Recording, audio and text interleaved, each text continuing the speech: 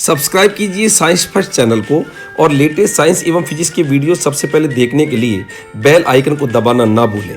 साथ ही पूरी नॉलेज के लिए वीडियोज को अंत तक देखें, लाइक, कमेंट एवं शेयर करना ना भूलें।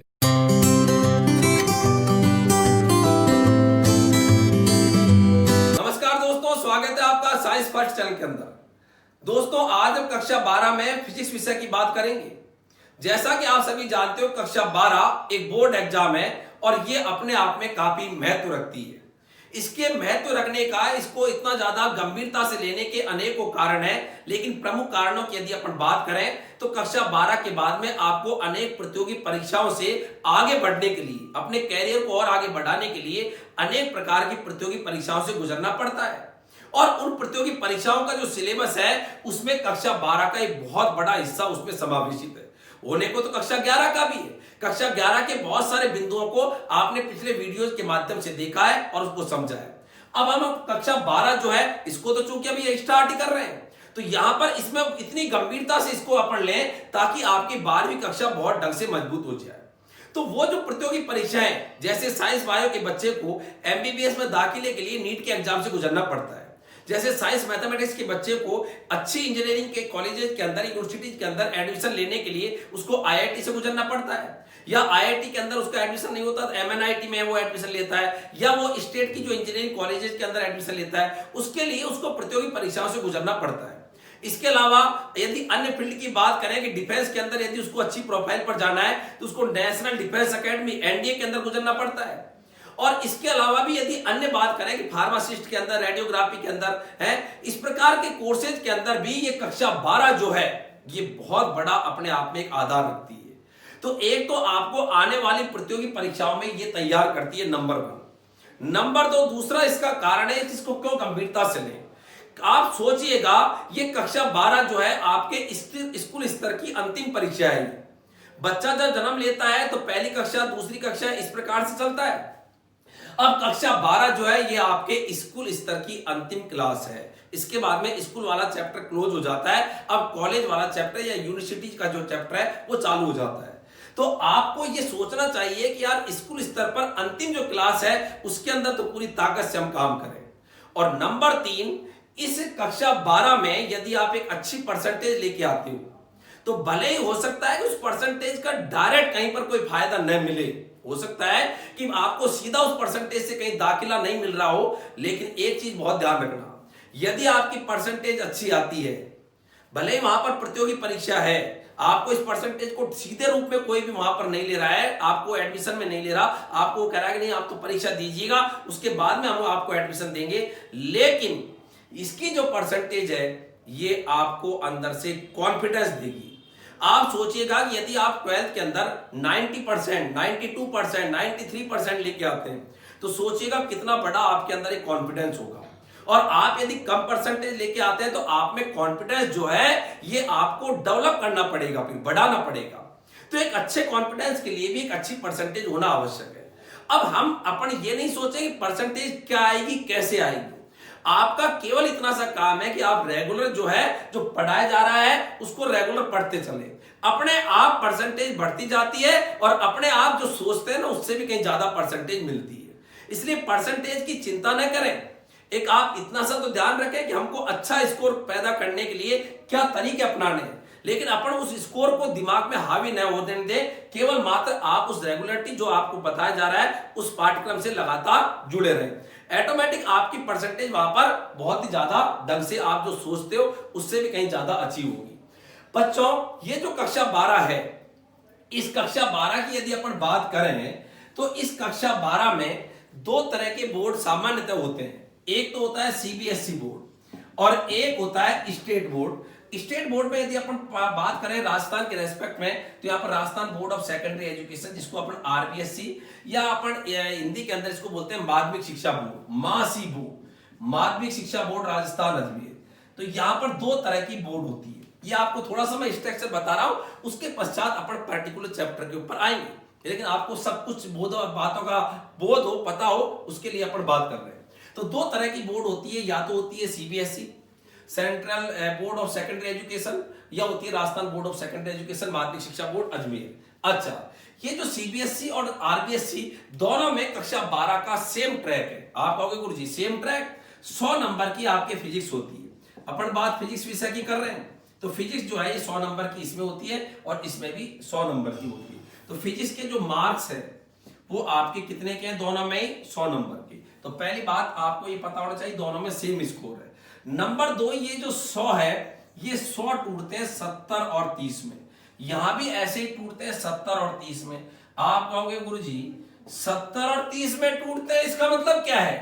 तो 70 और 30 में टूटते हैं इसका मतलब क्या है? 70 की तो होती है थ्योरी और 30 का होता है प्रैक्टिकल। यहां पर भी 30 का होता है प्रैक्टिकल राजस्थान बोर्ड के अंदर भी, और 70 जो है इसके यहां पर 2 हिस्से हो जाते हैं। सीबीएसई में 70 का एक ही पेपर होता है, यहां पर आपके 70 जो थ्योरी के है उसके 2 डिवीजन है, एक है 56, एक है 14। आप कहोगे 56 14 क्यों? 56 नंबर का तो बोर्ड का फाइनल जो एग्जाम होगा, बोर्ड की जो परीक्षा होगी वो 56 नंबर की होगी फिजिक्स की, और 14 नंबर आपके साल भर का जो स्कूल में आपके साल भर का परफॉर्मेंस कैसा है, आप रेगुलर कितना रखते हो, आप अटेंडेंस आपके हैं, अटेंडेंस किस में अंक बार है, आपको वहां पर प्रोजेक्ट बनाया जाता है तो आपका प्रोजेक्ट कैसा है, इसके अलावा आप साल भर के अंदर अर्धवार्षिक है, आप टेस्ट देते हो, उसके आधार पर ये सब कुछ मिला के आपकी पूरी जो ओवरऑल परफॉर्मेंस है उसके आधार पर ये आपके आंतरिक मूल्यांकन के 14 नंबर स्कूल स्तर से भेजे जाते हैं जो आपका इंटरनल इवैल्यूएशन करते हैं, और 56 नंबर जो है ये बोर्ड के परीक्षा के होते हैं। तो 56 14 जोड़ के ये वापस हो गए कितने? 70। मतलब आपको बोर्ड एग्जाम देनी है 56 नंबर की, 14 नंबर इसको अपन सेशनल या सत्रांक बोलते हैं, और प्रैक्टिकल तो 30 का। तो प्रैक्टिकल तो देखो सीबीएसई में भी 30 का है और माध्यमिक शिक्षा बोर्ड में भी किसका है? 30 का है। अच्छा, यहां पर सेशनल नहीं होते हैं। सीबीएसई में सेशनल जो होते हैं, सत्रांक जो होते हैं, या जो कह दीजिए इंटरनल असेसमेंट के जो नंबर होते हैं वो केवल 10th क्लास तक होते हैं, 12th के अंदर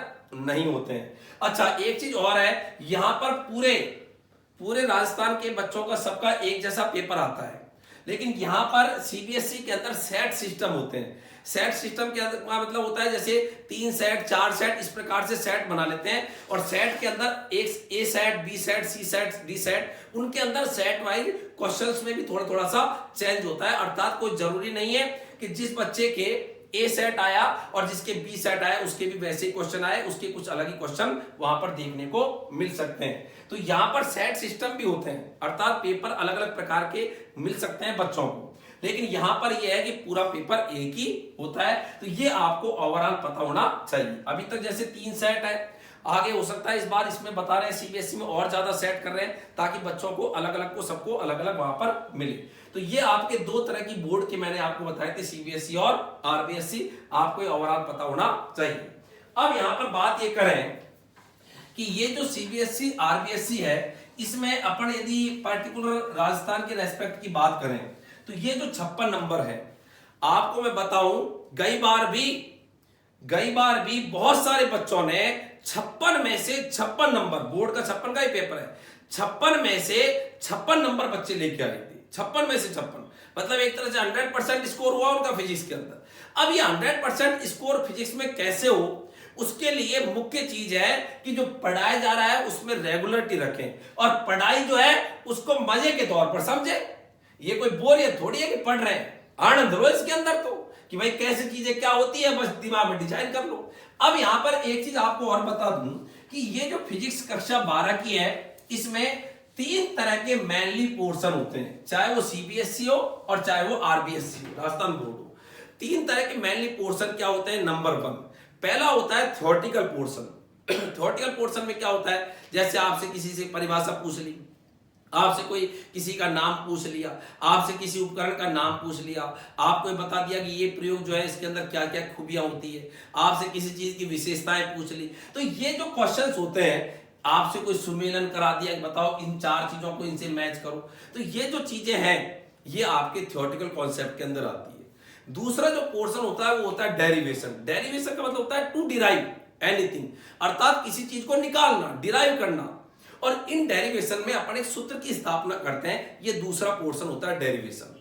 और तीसरा जो पोर्शन होता है वो होता है न्यूमेरिकल। तो मैं आपको यहां पर बता रहा था कि CBSE oblique RBSE, Rajasthan board का हो चाहे सीबीएसई, दोनों के अंदर मेनली 3 तरह की बातें होती हैं। 3 तरह की बातें क्या होती है कक्षा 12 में? एक तो आपके सैद्धांतिक प्रश्न आते हैं। सैद्धांतिक प्रश्न में सीधे सीधे आपके ये प्रश्न आते हैं, जैसे आपकी कोई परिभाषाएं हैं, कोई विशेषताएं हैं, कोई गुण है, कोई भी जो थ्योरेटिकल है, सिंपल आपको लिखना है, तो ये आपके सैद्धांतिक प्रश्न आते हैं।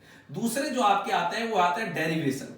ये जो डेरिवेशन होता है, इसके अंदर अपन फॉर्मूला जो है उसका निर्माण करते हैं, फॉर्मूला बनाते हैं, फॉर्मूले को डिराइव करते हैं, फॉर्मूले को स्थापित करते हैं। और तीसरा जो प्रकार के जो क्वेश्चन होते हैं वो आपके न्यूमेरिकल्स होते हैं। न्यूमेरिकल्स अर्थात हिंदी में बोले तो इनको बोलते हैं आंकिक प्रश्न, लेकिन बच्चे जनरली हिंदी की जगह अंग्रेजी में ही ज्यादा बोलते हैं कि थ्योरेटिकल क्वेश्चन, डेरिवेशन और न्यूमेरिकल। ये 3 पोर्शन कक्षा 12 के अंदर आते हैं। कंपटीशन एग्जाम के अंदर यदि बात करें तो वहां पर डेरिवेशन का रोल नहीं है। कंपटीशन एग्जाम में वहां सूत्र को स्थापना करने से थोड़ी है कि वहां पे सूत्र की स्थापना करो। सूत्र की स्थापना तो कॉपी के अंदर होती है। अब कंपटीशन में थोड़ी कोई कॉपी देता है, तो वहां तो क्या है, डायरेक्ट सूत्र को याद करते हैं। वहां तो थ्योरेटिकल बात भी सीधी याद होती है। वहां तो जो भी चीज याद होती है उसको न्यूमेरिकल में सेम चीज को अप्लाई करते हैं। न्यूमेरिकल भी जो है वहां पर शॉर्ट आते हैं, यहां पर न्यूमेरिकल थोड़े से बड़े भी आते हैं, क्योंकि यहां पर पूरा जो पेपर है, चूंकि आपका जो पेपर है उसकी अवधि जो है वो 3.25 घंटे की जब अवधि होती है, तो जब इतना बड़ी अवधि होती है तो उसके अकॉर्डिंग यहां पर पेपर का निर्माण किया जाता है। तो ये मेनली सैद्धांतिक क्वेश्चन अर्थात थ्योरेटिकल कॉन्सेप्ट के, डेरिवेशन और न्यूमेरिकल, ये 3 से मिला के आपके कक्षा 12 में फिजिक्स विषय से संबंधित, फिजिक्स विषय की बात कर रहा हूं मैं, उससे संबंधित यहां पर क्वेश्चंस पूछे जाते हैं। अब यहां पर अपन बात करते हैं, तो ये तो मैंने एक आपको जनरल बात बताई है जो आपको पता होना चाहिए कि पेपर कितने का होता है, कितने नंबर का क्या होता है कक्षा 12 को अपन क्यों महत्वपूर्ण लें। आप एक चीज को और भी सोच लीजिएगा बच्चों, जब अपन काम कर ही रहे हैं, मैं तो एक चीज को बात जानता हूं, जब कोई काम को कर ही रहे हो तो उसको थोड़ा सा ढंग से कर ले। आप यदि इसको मजे में भी पढ़ाई कर रहे हो कक्षा 12 में, तो अभी कक्षा 12 पढ़नी पड़ रही है, और आप सोचोगे थोड़ा सा यदि गंभीरता से पढ़ लोगे तो अभी कक्षा 12 पढ़नी पड़ रही है। तो ज्यादा अच्छा है ना गंभीरता से पढ़ो, ताकि इसके अच्छे रिजल्ट्स आए, अच्छी परसेंटेज आए, अच्छा कॉन्फिडेंस डेवलप हो, और भविष्य के अंदर भी आप अच्छे प्रतियोगी परीक्षाओं के बारे में अच्छा बेहतर प्रदर्शन कर सको और बेहतर सोच सको, दोनों बातें। इसलिए क्या है कि अपन को कोई काम कर रहे हैं तो उसको आपको पूरी लगन से और पूरे ढंग से आपको करने की आदत होनी चाहिए। यहां पर मैं बात कर रहा हूं चैप्टर नंबर पहले, चैप्टर नंबर फर्स्ट, कक्षा 12 फिजिक्स के अंदर चैप्टर नंबर पहला। ये जो चैप्टर नंबर पहला है इसके नाम अलग अलग है। यहां पर आपके जो सीबीएसई है उसमें इस चैप्टर का नाम है विद्युत आवेश एवं क्षेत्र। सीबीएसई में तो इसका नाम दे रखा है विद्युत आवेश एवं क्षेत्र, लेकिन आरबीएसई में इसका नाम है विद्युत क्षेत्र। जबकि दोनों चैप्टर सेम ही है, लेकिन इनके नाम जो है वो अलग अलग दे रखे हैं। ये आरबीएसई के अंदर दे रखा है। आरबीएसई का मतलब राजस्थान बोर्ड, सीधे शब्दों में कहें तो छोड़। तो यहां पर चैप्टर नंबर पहला सीबीएसई में नाम है उसका विद्युत आवेश एवं क्षेत्र। सीबीएसई में एनसीईआरटी चलती है। सीबीएसई में कौन सी बुक्स अप्लाई होती है? एनसीईआरटी। राजस्थान बोर्ड के अंदर अभी इस साल, अर्थात बात कर रहा हूं मैं 2020, बात कर रहा हूं मैं 2020-2021 सेशन की। 2020 चल रहा है, एग्जाम होगी 2021 के अंदर, मार्च के अंदर। तो 2020-21 सेशन की बात करें तो अभी आपके कक्षा 12 में राजस्थान बोर्ड की जो किताबें हैं जो गत वर्ष थी वही चलेगी, लेकिन कक्षा 12 के अंदर एनसीईआरटी इस बार से अप्लाई राजस्थान में भी हो चुकी है। तो यहां पर आपको ये कक्षा 12 के अंदर आरबीएसई में इसका नाम पहले चैप्टर का विद्युत क्षेत्र है, और एनसीईआरटी जो है उसमें इसका नाम विद्युत आवेश और क्षेत्र है। लेकिन टॉपिक्स में कहीं कोई फर्क है नहीं है, चीजें वही होती है, चीजों में कोई चेंजेज नहीं होता है। अच्छा, ये तो मैंने आपको बता दिया ताकि आप कभी कोई किताब उठा भी लो। भाई जो आप राजस्थान बोर्ड की किताबें जो वर्तमान में चल रही है उनको उठाओ, तो उसमें नाम, इसके नाम को देख के कहीं कंफ्यूज हो जाओ तो एक ही बात है। इसमें भी अपन आवेश विद्युत क्षेत्र इनकी बात करेंगे, इसमें भी इसका नाम विद्युत आवेश और क्षेत्र है, इसलिए नाम में इसमें थोड़ा सा ये जोड़ दिया और इसमें जोड़ा नहीं है, तो अभी बात वही है। अब यहां पर सबसे पहले ये जो चैप्टर पहला, उसमें एक बात आती है कि गुरुजी हम पहले चैप्टर में कुछ पढ़ना तो चाहते हैं, लेकिन बात यहां पर यह है कि ये जो पहला पार्ट है इसमें हम पढ़ना चाहते हैं, तो ये जो पहला पार्ट है इसमें है क्या चीज? तो पहले पार्ट में जो भी अपन बात पढ़ते हैं उसको अपन बोलते हैं स्थिर वैद्युत की। इसे अपन क्या बोलते हैं, स्थिर वैद्युत की। मतलब ये जो भी बातें आएगी पहले चैप्टर में वो कहलाती है स्थिर वैद्युत की, इलेक्ट्रोस्टैटिक्स। स्थिर वैद्युत की का मतलब क्या होता है, ये भौतिक विज्ञान की एक शाखा है। भौतिक विज्ञान की क्या है, एक शाखा। और भौतिक विज्ञान की एक ऐसी शाखा जिसमें स्थिर आवेश एवं आवेशों के मध्य, स्थिर आवेश एवं आवेशों के मध्य अन्योन क्रिया का अध्ययन किया जाता है। अन्योन क्रिया, अन्योन क्रिया का अध्ययन किया जाता है, उसे अपन क्या बोलते हैं, स्थिर वैद्युत की। और पहला जो पार्ट है ये किसके अंदर आता है, विज्ञान की, भौतिक विज्ञान की कौन सी शाखा में आता है, स्थिर वैद्युत की। तो स्थिर आवेश, अब कोई आवेश स्थिर है, आवेश को आपने कभी सुना होगा, क्यू से लिखते हैं, आगे मैं बताऊंगा, उसका अध्ययन करें। अब आप कहोगे गुरुजी स्थिर का क्या अध्ययन करें, स्थिर आवेश जो है अपने चारों ओर एक क्षेत्र उत्पन्न करता है जहां तक अपना प्रभाव डालता है। एक किसी का भी एक प्रभाव क्षेत्र निश्चित होता है। धरती का प्रभाव एक सीमा तक ही तो है, ये तो है नहीं पूरी धरती पूरे ब्रह्मांड के अंदर अपना प्रभाव डाल रही है। एक सीमा तक ही धरती का गुरुत्वाकर्षण, जिसे गुरुत्वीय प्रभाव बोलते हैं, वो एक सीमा तक है। ऐसे चुंबक रखी है तो चुंबक का जो प्रभाव है एक सीमा तक ही है। ठीक उसी प्रकार से आवेश का प्रभाव एक सीमा तक ही होता है, और आवेश का प्रभाव जिस सीमा तक होता है उसे अपन बोलते हैं आवेश का विद्युत क्षेत्र। कि आवेश तेरा प्रभाव एक सीमा तक है, उसको अपन बोलते हैं विद्युत क्षेत्र। आगे डिटेल में लेंगे, लेकिन यहां पर बात आई तो अकेला आवेश, उसका अध्ययन करेंगे। अकेला आवेश से क्या उत्पन्न होता है, विद्युत क्षेत्र, तो उसका अध्ययन करेंगे। या कोई कहेंगे गुरुजी कोई दो आवेश है, तो दो आवेश क्या करेंगे, एक दूसरे को या तो आकर्षित करेंगे या प्रतिकर्षित करेंगे। डिपेंड है कि दोनों प्लस प्लस है क्या माइनस माइनस है। और ये जो धक्का मुक्की होता है आवेशों में, आकर्षण प्रतिकर्षण, इसे बोलते हैं अन्योन क्रिया। तो या तो अकेले आवेश का अध्ययन करेंगे या आवेशों के मध्य किसका अध्ययन करेंगे, अन्योन क्रिया का। तो पहला क्वेश्चन यहां पर आता है आपके, सीधा सा छोटा सवाल, स्थिर वैद्युतिकी का क्या तात्पर्य है।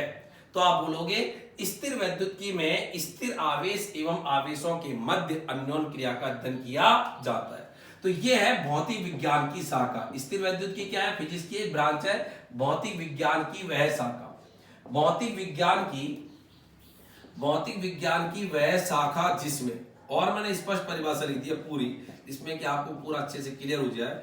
भौतिक विज्ञान की वह शाखा जिसमें स्थिर आवेश एवं आवेशों के मध्य अन्योन क्रिया का अध्ययन किया जाता है। तो आपको कॉपी पेन लेके बैठना है, जैसे कोई बात आई यहीं पर वीडियो को रोक देना है, पॉज करना है और आपको इसकी परिभाषा लिख देनी है। तो चैप्टर अपने आप, चैप्टर के अंदर पूरी बातें जो मैं समझा रहा हूं पूरा आपके पास दिमाग में आ जाएगा। समझाने के लिए मैं बोल रहा हूं, समझा रहा हूं, आपके पास वो चीजें लिखी रहे हमेशा, कभी आपको देखना हो उसके लिए आप इनको कॉपी में राइट डाउन कर लें। तो ये आपके स्थिर वैद्युतिकी का तात्पर्य होता है।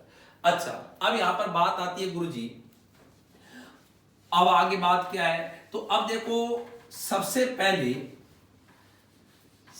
पहले यूनान जो है, ग्रीस देश जो है, उस ग्रीस देश के मिलेटस, ग्रीस देश, तो बात आगे आती है, उसका नाम है घर्षण विद्युत।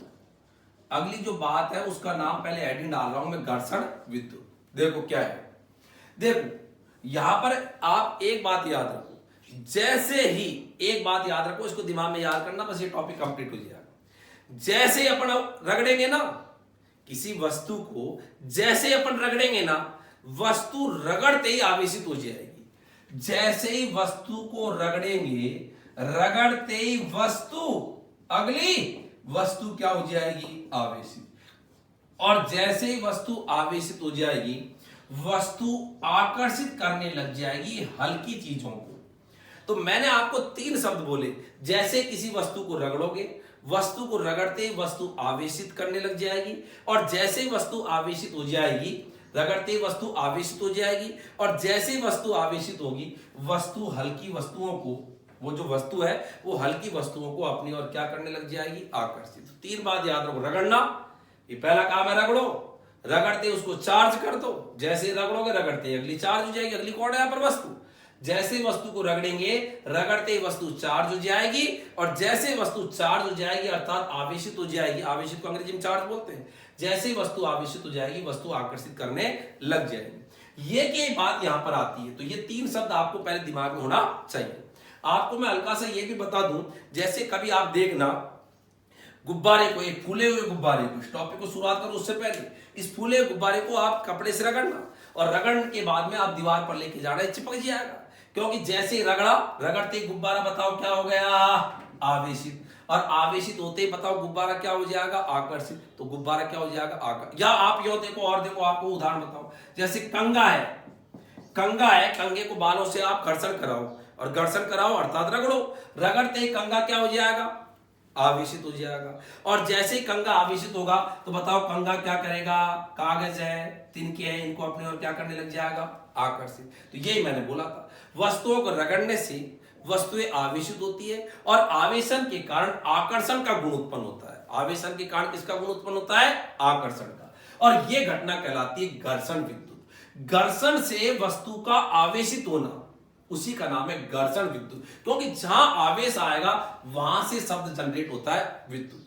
तो यहां पर अगला पहला जो टॉपिक है आपकी कक्षा 12 में, पहला चैप्टर के अंदर, फर्स्ट चैप्टर में, तो वो है घर्षण विद्युत।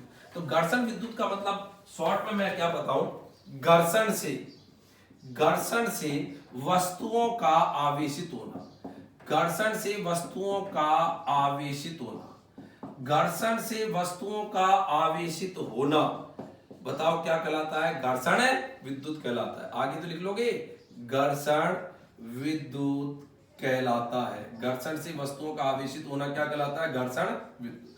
अब इसको सबसे पहले ईसा मसीह जो था, ईसा से लगभग 600 वर्ष पूर्व की बात है, इतिहास है, घर्षण विद्युत का एक इतिहास बता रहा हूं। ईसा से लगभग 600 वर्ष पूर्व, ईसा से लगभग 600 वर्ष पूर्व ग्रीस जो देश था, कई किताबों में इसको यूनान भी दर्शा है, तो ग्रीस यूनान, ग्रीस के मिलेटस, जैसे अपने खांसी होती है खाते हैं मुलेटी, मुलेटी नहीं है, ये मिलेटस है। ईसा से लगभग 600 वर्ष पूर्व ग्रीस के मिलेटस के निवासी थेल्स, ग्रीस के मिलेटस के निवासी थेल्स, एक वहां का निवासी था, उसका क्या नाम था, थेल्स। बताओ देश का नाम क्या था, ग्रीस। और ग्रीस में भी कौन सी जगह, मिलेटस, वहां का निवासी थेल्स ने बाल्टिक सागर, एक सागर था बाल्टिक सागर, वहां पर उसको एक पीले रंग का पदार्थ मिला। और ये जो पीले रंग का पदार्थ इस थैल्स को मिला, इस पीले रंग के पदार्थ को थैल्स ने नाम दिया अंबर। और उस अंबर को लाके, इस पीले रंग का पदार्थ का नाम अंबर था, और उस अंबर को जब ऊन से रगड़ा तो देखा कि ये जो अंबर है ये आवेशित हो गया। क्योंकि मैंने कहा था रगड़ने से वस्तुएं क्या हो जाती है, आवेशित। और ये जो अंबर नामक पदार्थ, जो पीले रंग का पदार्थ था, ये जैसे आवेशित हुआ, आवेशित होते ही ये कागज को, तिनकों को, घास फूसों को, उनको अपने और क्या करने लग गया, आकर्षित। ऐसा सबसे पहले घर्षण विद्युत के बारे में बताया था किसने, थेल्स ने। तो ये बात मैं यहां पर घर्षण विद्युत की थ्योरेटिकल टॉपिक है ये, तो इसके इतिहास के बारे में बात आ रही है कि ईसा से लगभग 600 वर्ष पूर्व ग्रीस के मिलेटस के निवासी थेल्स ने बाल्टिक सागर पर पीले रंग का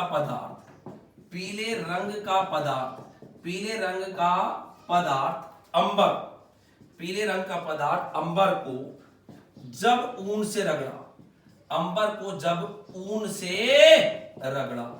तो अंबर क्या हो जाता है, बोलो, रगड़ते ही क्या हो जाता है, वस्तु आवेशित, अंबर आवेशित हो जाता है। अच्छा, तो यहां पर पहली बात आपको पता चल गया होगा कि जैसे रगड़ेंगे, रगड़ते वस्तु क्या हो जाएगी, चार्ज। और यहां पर भी यही हुआ, अंबर नामक पदार्थ जो इसको बाल्टिक सागर पर मिला था, पीले रंग का पदार्थ अंबर एक पदार्थ का नाम है, उस अंबर, जैसे मानो ये अंबर है, और उसको जैसे ऊन से रगड़ते ही अंबर नामक पदार्थ क्या हो गया, आवेशित। और आवेशित होते ही ये हल्की वस्तुओं को अपनी ओर क्या करने लग गया, आकर्षित। ये बात बताई थी किसने, सबसे पहले थेल्स ने। और कहां का था ये, ग्रीस का, कौन सी जगह, मिलेटस। तो ग्रीस के मिलेटस के निवासी थेल्स ने बाल्टिक सागर पर इसको पीले रंग का एक पदार्थ मिला, उसका नाम था अंबर। और अंबर को जब ऊन से रगड़ा तो अंबर आवेशित हो गया, वह हल्की वस्तुओं को अपनी ओर क्या करने लग गया, आकर्षित। वह हल्की वस्तुओं को जब आकर्षित, आवेशित हो गया ना, तो हल्की वस्तुओं को आकर्षित करने लग गया। नीचे दिख भी नहीं रहा तो मैं बोल रहा हूं वह हल्की वस्तुओं को आकर्षित करने लग गया। तो ये आपको यहां पर पहली बात है, और ये पहली बात बताई थी घर्षण विद्युत के बारे में किसने? थेल्स ने। इसके बाद में आगे बात आती है घर्षण विद्युत के बारे में। आगे बात एक वैज्ञानिक था जिसका नाम था विलियम गिलबर्ट। विलियम गिलबर्ट ने एक किताब लिखी। तो अगली बात मैं बता रहा हूं विलियम गिलबर्ट, इतिहास चल रहा है घर्षण विद्युत का। विलियम गिलबर्ट ने एक किताब लिखी, बुक लिखी, उस बुक का नाम है डी मैग्नीट्यूड। उस किताब में उसने घर्षण विद्युत के बहुत सारे प्रयोगों का उल्लेख किया है। तो विलियम गिलबर्ट ने घर्षण विद्युत को समझाने के लिए बहुत सारे एक्सपेरिमेंट्स किए और बहुत सारे एक्सपेरिमेंट्स प्रयोग किए, इनका उल्लेख किया इस किताब के अंदर। तो अगली बात मैं बता रहा हूं विलियम गिलबर्ट ने एक किताब लिखी, और किताब डी मैग्नीटो में घर्षण विद्युत के अनेक प्रयोगों का उल्लेख किया है। अनेक प्रयोगों का क्या किया है बोलो बच्चों? उल्लेख किया है। अच्छा, उसके बाद में अमेरिका का एक वैज्ञानिक था जिसका नाम था बेंजामिन फ्रैंकलिन। काफी महत्वपूर्ण क्वेश्चन, ध्यान रखना। बेंजामिन फ्रैंकलिन ये अमेरिका का था। उसने कहा था कि जब भी घर्षण विद्युत होता है, अर्थात दो वस्तुओं में घर्षण कराते हैं और घर्षण से वस्तुएं आवेशित होती है, तो आवेश दो तरह के होते हैं। एक होता है धनावेश और एक होता है, बोलो कौन सा? ऋणावेश। तो बेंजामिन फ्रैंकलिन ने बताया कि आवेश दो प्रकार के होते हैं। ये क्वेश्चन आता है कि वह कौन सा वैज्ञानिक है जिसने बताया था कि आवेश दो प्रकार के होते हैं, और एक तो कौन सा बोलो? धनावेश पॉजिटिव, और दूसरा बोलो रे कौन सा? नेगेटिव। तो ये आपको तीनों वैज्ञानिक मैंने बता दिए। पहला वैज्ञानिक बोलो कौन सा? थेल्स, सबसे पहला वही आया था। दूसरा बोलो विलियम गिलबर्ट, उसने किताब लिखी, किताब का नाम डी मैग्नीटो, उसमें घर्षण विद्युत के अनेक प्रयोगों का उल्लेख किया है। और तीसरा वैज्ञानिक कौन सा? Benjamin Franklin. हमेशा का टंटा खत्म, घर्षण विद्युत अब कभी नहीं पढ़ना। आपको ध्यान रखना है कि घर्षण विद्युत का जो इतिहास है उसमें 3 साइंटिस्ट का नाम आपको ध्यान रखना है। थेल्स, सेकंड नाम विलियम गिलबर्ट, और तीसरा नाम बेंजामिन फ्रैंकलिन। अब क्वेश्चन यूं आता है कि वह कौन सा, क्वेश्चन का आंसर दीजिएगा, वह कौन सा वैज्ञानिक है जिसने सर्वप्रथम घर्षण विद्युत के बारे में बताया? बताइए राइट आंसर। तो बिल्कुल सही बोल रहे हो आप, थेल्स। वह कौन सा वैज्ञानिक है जिसने बताया था कि आवेश दो प्रकार के होते हैं, अर्थात आवेशों का नामकरण किस वैज्ञानिक के द्वारा दिया गया कि धनावेश ऋणावेश? बताइए। तो बिल्कुल सही है, बेंजामिन फ्रैंकलिन। क्लियर है चीज? वस्तुओं का घर्षण के कारण आवेशित होना घटना कहलाती है। बताओ इस घटना को क्या बोलते हैं? घर्षण विद्युत। क्लियर? अच्छा, अब यहां पर अपन और बात करें तो अगली जो बात आती है कि आखिरकार वस्तुएं आवेशित कैसे होती है, और उसके लिए यहां पर है घर्षण विद्युत का आधुनिक सिद्धांत। तो मैं हेडिंग डाल रहा हूं घर्षण विद्युत का आधुनिक सिद्धांत। तो देखिएगा यहां पर घर्षण विद्युत का आधुनिक सिद्धांत, मॉडर्न थ्योरी। आधुनिक सिद्धांत जो है ये घर्षण विद्युत के बारे में क्या कहता है? छोटा सा सिद्धांत है, जरा ध्यान दीजिएगा, देखिएगा। घर्षण विद्युत का आधुनिक सिद्धांत क्या कहता है कि जब दो वस्तुओं में घर्षण कराते हैं, जैसे दो हाथ है, अब ये हाथ शुरू में उदासीन है, जीरो आवेश है, इस पर भी उदासीन कह दो चाहे निरावेशित कह दो, एक ही बात है, दोनों पर जीरो आवेश है। जैसे ही मैं रगड़ूंगा, रगड़ते ही क्या होगा कि एक वस्तु इलेक्ट्रॉन लेगी और दूसरी वस्तु इलेक्ट्रॉन देगी। कौन लेगी कौन देगी ये अपन नहीं बता सकते, प्रयोग बताते हैं, प्रयोग करते हैं प्रयोगशालाओं में। लेकिन पक्का है कि जब घर्षण करते हैं, रगड़ते हैं, तो एक वस्तु इलेक्ट्रॉन लेती है और दूसरी वस्तु इलेक्ट्रॉन देती है। जैसे माना इस हाथ ने इलेक्ट्रॉन लिए इस हाथ से, तो इस हाथ से जैसे मैंने रगड़ा, इस हाथ ने दो इलेक्ट्रॉन लिए, तो बताओ इस पर कितना ऋणावेश आ गया? 2 इलेक्ट्रॉन के बराबर, क्यों 2 इलेक्ट्रॉन आ गए। और इस हाथ से 2 इलेक्ट्रॉन गए, तो इस पर बताओ 2 इलेक्ट्रॉन के बराबर क्या आया? धनावेश, अर्थात इलेक्ट्रॉन की कमी हुई। तो जितना इस पर ऋणावेश आया उतना इस पर क्या आया? धनावेश आया। बताइए शुरुआत में जब रगड़ने से पहले दोनों हाथ जो थे उन पर कितना आवेश था? 0। इस पर भी 0 था, इस पर भी 0 था, उदासीन थे। 0 + 0 = 0।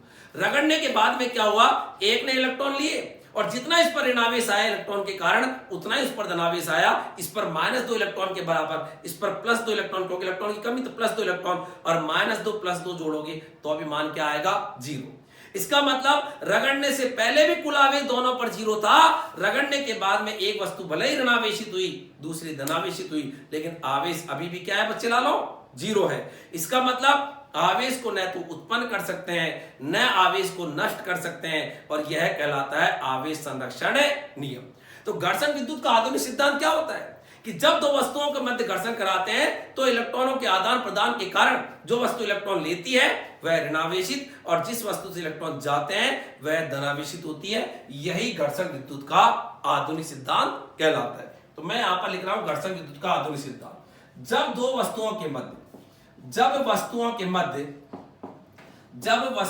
मध्य घर्षण कराया जाता है, जब वस्तुओं के मध्य घर्षण कराया जाता है तो इलेक्ट्रॉनों के आदान प्रदान के कारण, इलेक्ट्रॉनों के आदान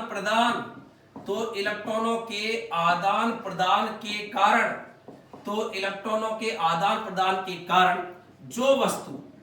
जो वस्तु इलेक्ट्रॉन लेती है, इलेक्ट्रॉन का आदान प्रदान होगा, उसके कारण जो वस्तु इलेक्ट्रॉन लेती है वह ऋणावेशित इलेक्ट्रॉन लेगी, लेने वाली नेगेटिव ऋणावेशित हो जाती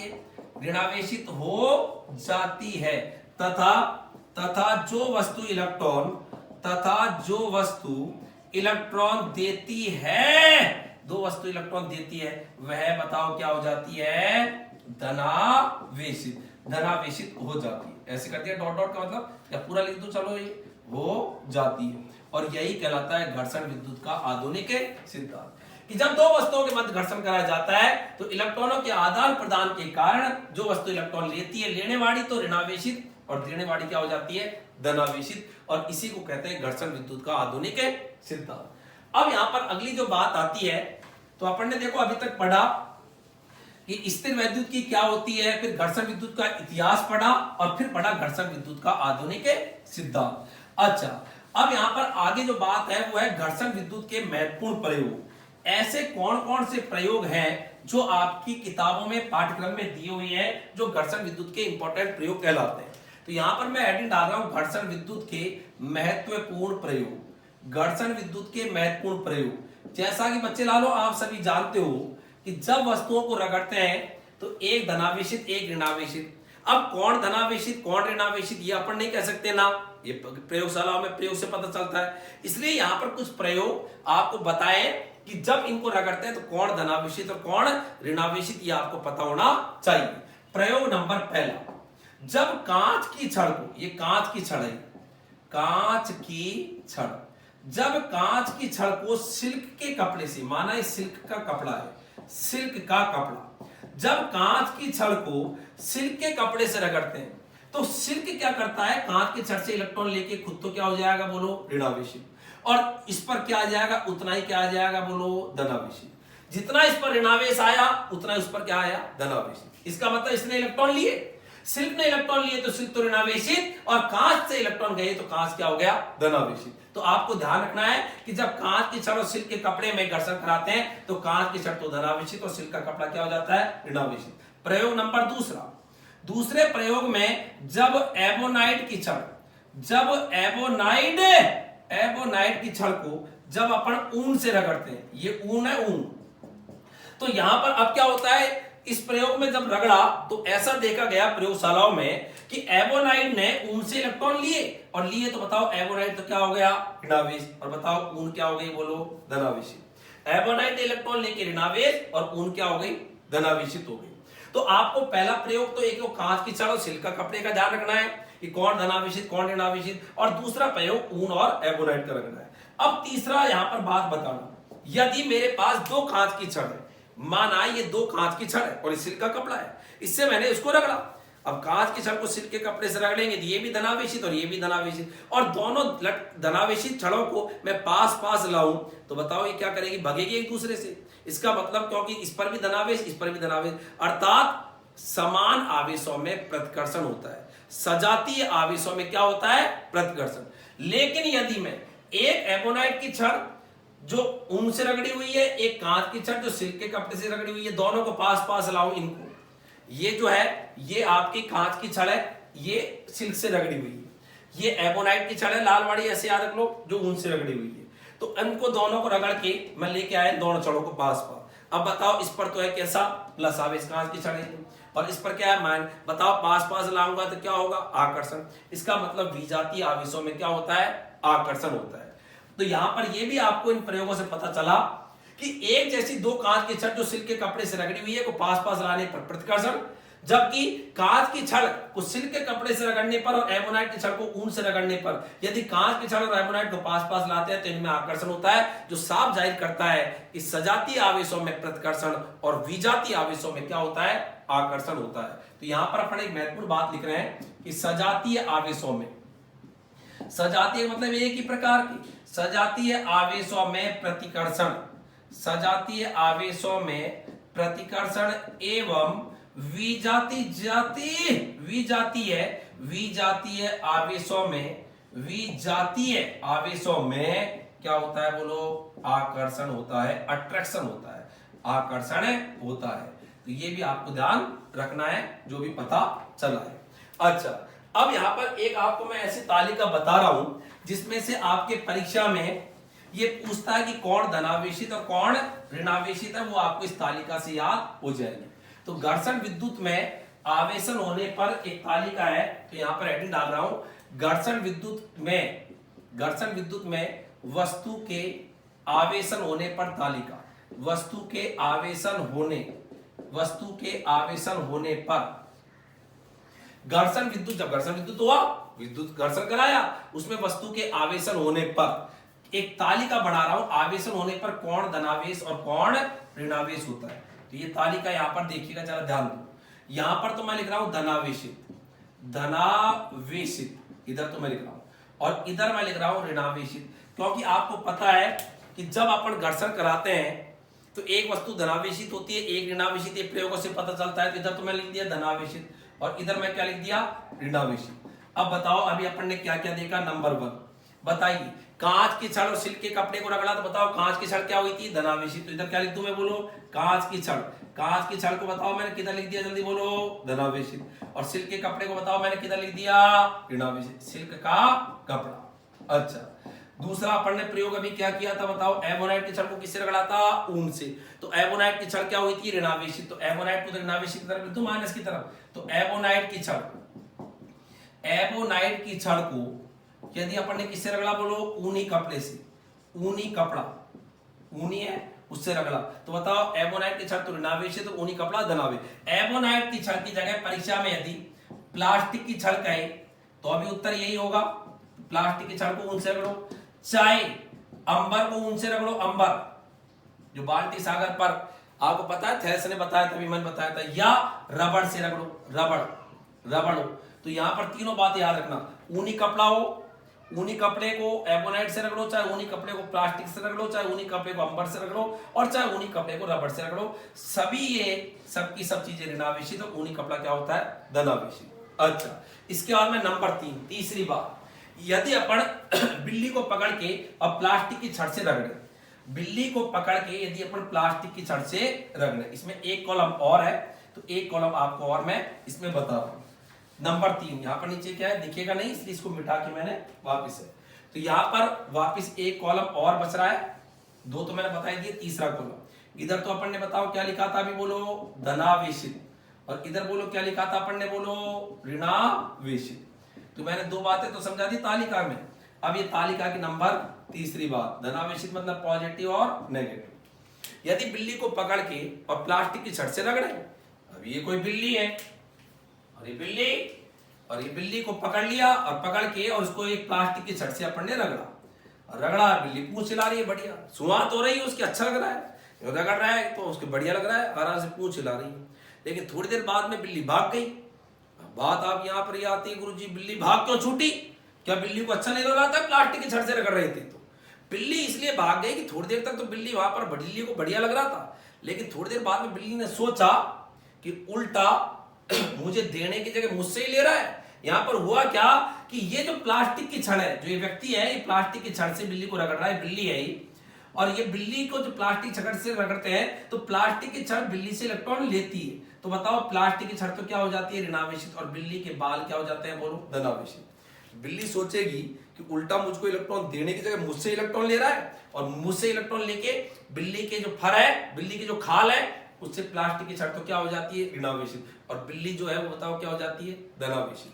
तो ये भी आपको याद रहे। तो याद करने के लिए मैंने एक एग्जांपल बताया है जिससे ध्यान रखिए कि बिल्ली को यदि प्लास्टिक की छड़ से रगड़ते हैं तो प्लास्टिक की छड़ बिल्ली से इलेक्ट्रॉन लेके खुद तो क्या हो जाएगी, ऋणावेशित, और बिल्ली की खाल जो है वो क्या हो जाएगी, धनावेशित, और इसीलिए बिल्ली भाग छूटती है। उसको लगता है कि उल्टा देने की जगह मुझसे इलेक्ट्रॉन ले रहा है, और मुझसे इलेक्ट्रॉन ले रहा है, इसलिए बिल्ली की खाल से इलेक्ट्रॉन गए, तो बताओ बिल्ली की खाल क्या हो गई, धनावेशित, और प्लास्टिक की छड़ पर इलेक्ट्रॉन गए तो वो बताओ क्या हो गई, ऋणावेशित। तो यहाँ पर नंबर तीसरी बात, बिल्ली की खाल, बिल्ली की खाल, कैट स्किन, इसको बोलते हैं कैट स्किन। बिल्ली की खाल को जब अपन प्लास्टिक की छड़ से रगड़ते हैं तो बताओ प्लास्टिक की छड़ ने इलेक्ट्रॉन लेके, प्लास्टिक की छड़ तो ऋणावेशित और बिल्ली की खाल क्या हो गई, धनावेशित। प्लास्टिक की छड़ से रगड़ो या एबोनाइट की छड़ से रगड़ो, इसकी जगह यदि अपन एबोनाइट की छड़ लें तो अभी कोई बात नहीं, एबोनाइट की छड़।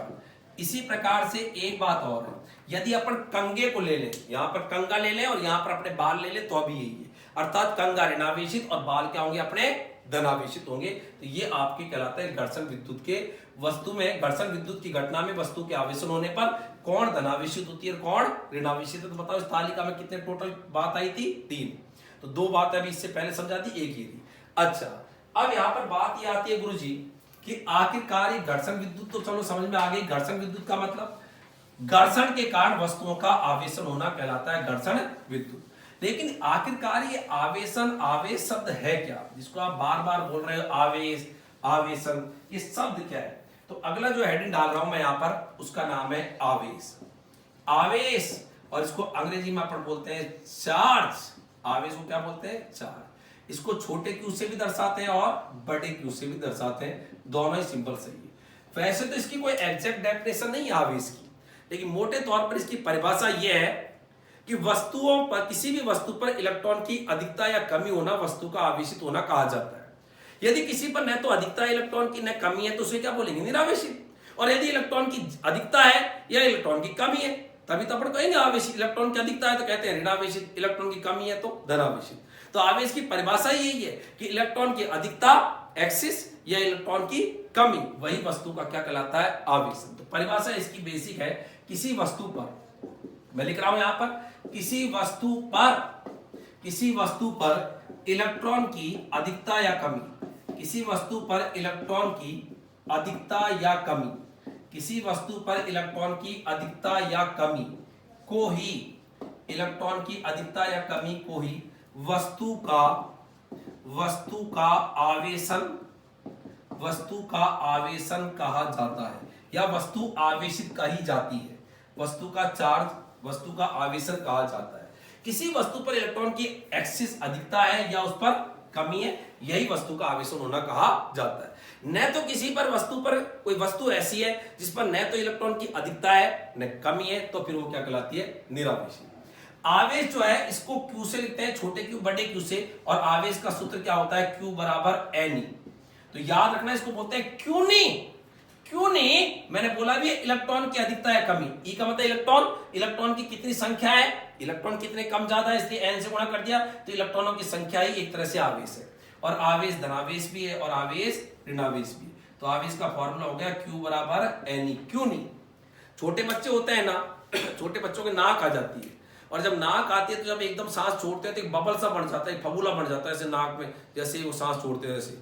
और फिर जैसे वो सांस को खींचते हैं तो वो फबूला ऊपर चल जाता है, बबल सा बनता है, बबल सा ऊपर चल जाता है। फिर सांस छोड़ते हैं, फिर ये फबूला सा बबल बन जाता है, फिर खींचते हैं तो वापस वो बबल ऊपर चल जाता है। और अनवरत जब ये क्रिया चलती है तो अपन उसके पास में जाते हैं और जाके उसको यूं पकड़ के खींच के लिए आते हैं, और उसको अपन कहते हैं पूणी, कि तेरे तो पूणी आ रही थी, कि बबल बन रहा है, जा रहा है, तो ये पूणी। और यहां पर पूणी नहीं है, ये आवेश का सूत्र है Q बराबर N। यहां पर याद रखना N है इलेक्ट्रॉन की संख्या, N क्या है, इलेक्ट्रॉन की संख्या। और बताओ E क्या है, इलेक्ट्रॉन का आवेश। इलेक्ट्रॉन को कैसे लिखते हैं, E के ऊपर माइनस लगा के, ऐसे। इलेक्ट्रॉन का आवेश सभी जानते होंगे, अन्यथा याद रखें 1.7 × 10⁻19 कूलम, स्टैंडर्ड है, याद रखना चाहिए। अच्छा, आवेश का एक फॉर्मूला और है कभी आपने सुना होगा विद्युत धारा को आई से लिखते हैं, और विद्युत धारा होती है आवेश प्रवाह की दर, I बराबर Q अपॉन T, आवेश प्रवाह की दर। कभी भी बच्चों याद रखें, फिजिक्स में दर का मतलब समय का भाग, आवेश बटा समय, आवेश प्रवाह की दर।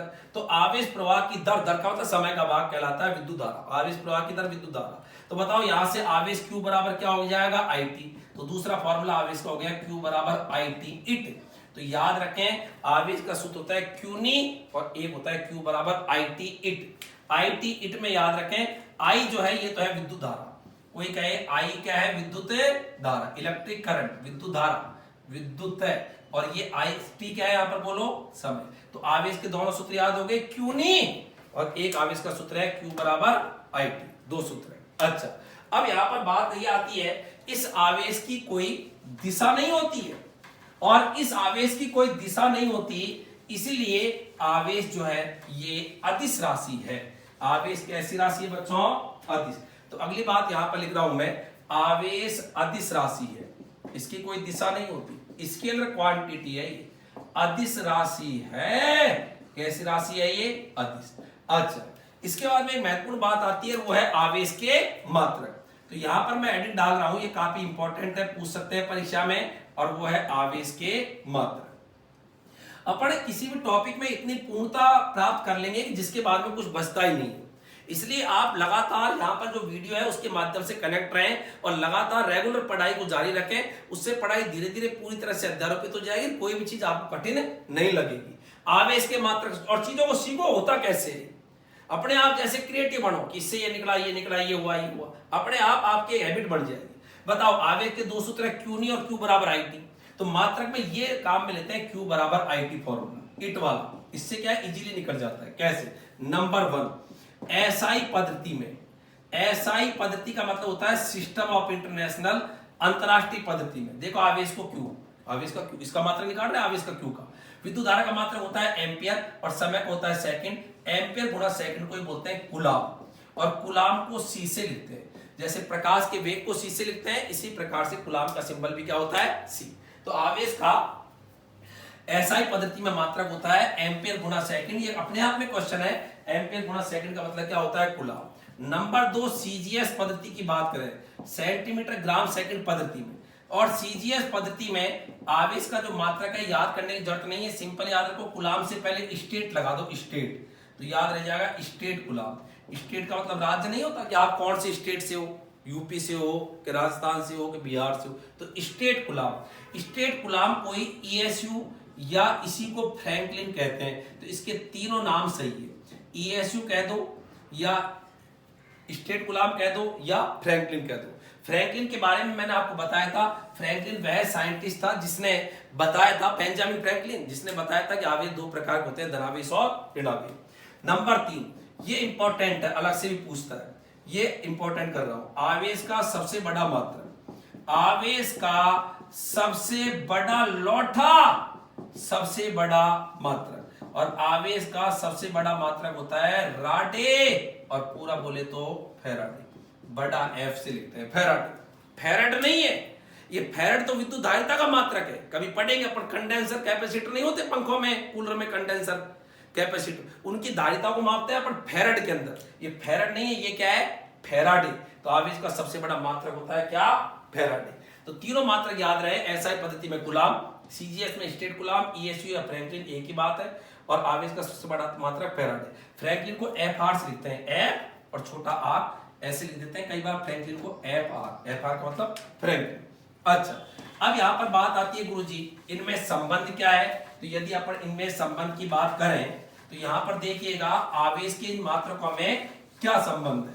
तो मैं यहां पर संबंध लिखूं तो ये देखो, सबसे पहले एक कूलाम बराबर, एक कूलाम होता है 3 गुणा, कूलाम को C से लिखते हैं, हिंदी में लिखे तो पूरा कूलाम, 3 गुणा 10⁹ स्टेट कूलाम होता है, स्टेट कूलाम। इसको चलो मैं हिंदी में लिख देता हूं, एक कूलाम बराबर, तो बताओ एक कूलाम बराबर कितना होता है, 3 गुणा 10⁹।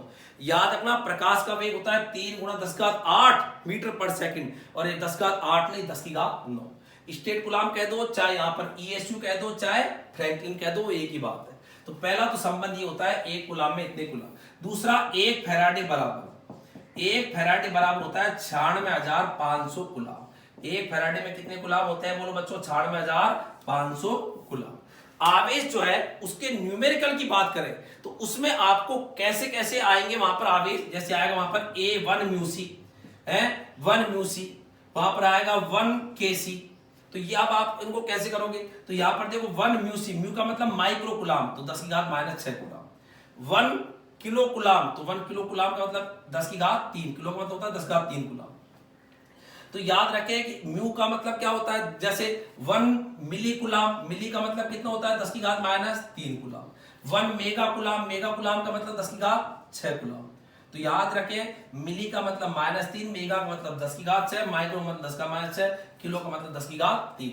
तो ये आपको न्यूमेरिकल्स में काम में आते हैं और उसमें आपको इनके बारे में पता होना चाहिए कि इनको अपन किस किस प्रकार से कर सकते हैं। अच्छा, जैसे आपके और भी यदि अपन बात करें, आपके जैसे आ जाए नैनो कुलाम, तो नैनो होता है 10⁻⁹ कुलाम, नैनो कुलाम। जैसे आप क्या आ जाए पिको कुलाम, तो पिको का मतलब होता है 10⁻12 कुलाम। तो ये जो घाते हैं ये अपन ने पिको का मतलब 10⁻12 सब 11वीं क्लास के अंदर आपने पढ़ी होगी, अन्यथा इतना सा आपको याद होना चाहिए। माइक्रो का मतलब -6, के का मतलब किलो का मतलब 10⁻3, नैनो का मतलब -9, मिली का मतलब -3, मेगा का मतलब 10⁻6 और पिको का मतलब 10⁻12 कुलाम। तो ये आवेश के मात्रकों में ऐसे आते हैं। तो आपके ज्यादातर आते हैं माइक्रो कुलाम या फिर आते हैं नैनो कुलाम। तो ये जो दो ज्यादा आपके काम में आते हैं। यदि कोई कहे ज्यादा ही न्यूमेरिकल्स में तो ये दो ही आते हैं ज्यादातर काम में। क्लियर? अब बात यहां पर ये आती है कि आवेश का विमीय सूत्र क्या होता है, डायमेंशन फॉर्मूला। तो आवेश का विमीय सूत्र क्या होता है, तो मैं यहां पर इसको मिटाऊं एक बार, मिटा के, अरे मिटता नहीं है और मिटेगा, मिट के लिखूंगा तेरा विमीय सूत्र। आज तेरा विमीय सूत्र भी लिखना चाहेंगे तो यहां ले मोटा, ये बड़ा सा आवेश का क्या लिख रहे हैं, विमीय सूत्र। और आवेश का विमीय सूत्र क्या है, देखो अभी बताया था आवेश का सूत्र बताया था ना, Q बराबर इट आई टी इट। इससे देखो आवेश का विमीय सूत्र Q, क्योंकि मतलब आवेश का।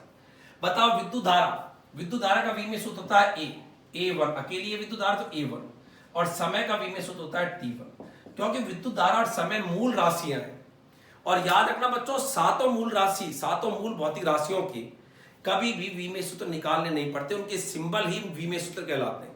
7 मूल भौतिक राशियां कक्षा 11 में पढ़ी होगी, लंबाई, द्रव्यमान, समय, ताप, विद्युत धारा, पदार्थ की मात्रा, प्रदीपन की तीव्रता।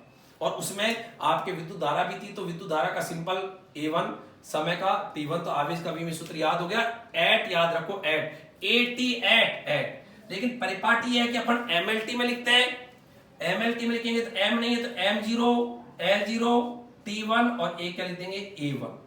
MLT में लिखते हैं, यदि ML नहीं है तो 0 कर दो, M है क्या यहाँ पर, नहीं है, M0, L है क्या, नहीं है, L0, T1 ये रहा और A1। तो परिपाटी है कि अपन ऐसे लिखते हैं, अन्यथा याद ऐसे रखें ऐड, क्योंकि ये विमीय सूत्र आगे भी लगातार काम में आएगा, पाठ में जगह जगह पर काम में आएगा।